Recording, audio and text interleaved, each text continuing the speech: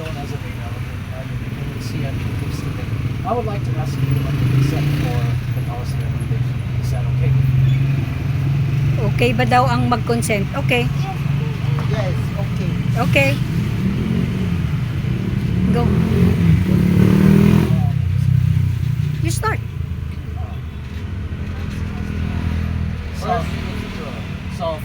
So for the policy recommendation, the first part I would like to ask you is a one-stop registration convenient for any businesses.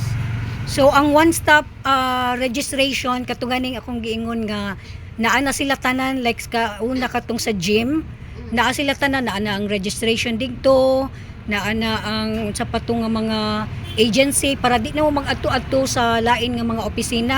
Naa na tanan diha. So convenient ba na sa inyo ha, maka-encourage ba na sa mga negosyante nga mag-apply og business permit tungod sa convenience? Yes, ma'am. Oh, okay. Gana siya lang, gana siya lang. Okay, good. Okay. Dako kay tabang. Okay, number 2. So for the next one, should the requirements be simplified? So, ang kanang pagkuan gani sa mga requirements, di na kanang mga simple na lang requirements dili na daghag kay pangayoon.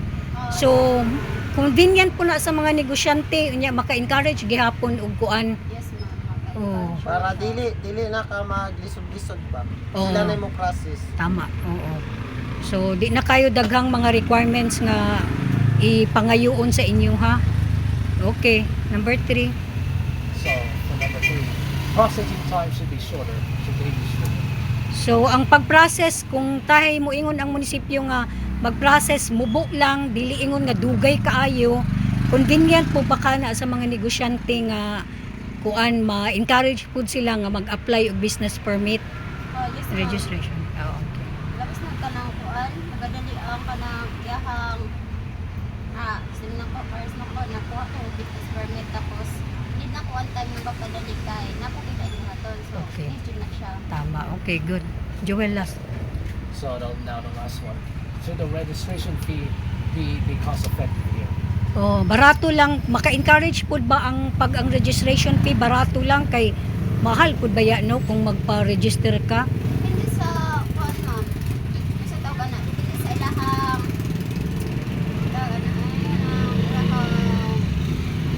ilang offer sa mo, ma'am. Kung ana, ma'am, syempre, dagan kayo mga customer na first na ko, na encourage isa na, kanang offer nila.